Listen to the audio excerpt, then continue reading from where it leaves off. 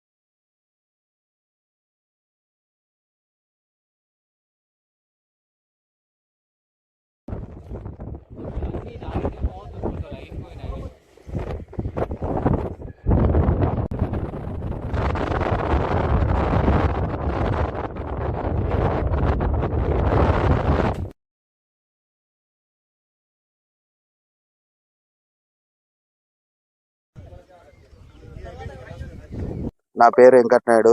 మా గ్రామం దత్తాయిపల్లి. మేము వడ్లు లారీలు రాక ట్రాక్టర్లు తీసుకొని వచ్చినాం. వీడికి వాళ్ళు లారీలు మేము తిరిగి ఆచరికి వచ్చి వానలు వర్షాలు పడి మా వడ్లు ఖరాబ్ అవుతున్నాయి.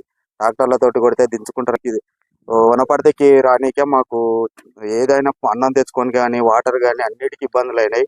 ట్రాక్టర్లు వచ్చినా ఇక్కడ ఉన్నాం, బైకులు లేవు, ఏం లేవు. మాకు తిండి తినడానికి కానీ ఇక్కడ పండుకోవడానికి కానీ అడవి లేక ఉంది. ఇక్కడ వచ్చి పండుకుంటున్నాం మేము. రోజు 3 రోజులు అవుతుంది ఇప్పటికి. మాకు వడ్లు దించనీకే ఇక్కడ ఎవరు దించలేరు. లేకుంటే మాకు చాలా ఇబ్బందులు ఉన్నాయి.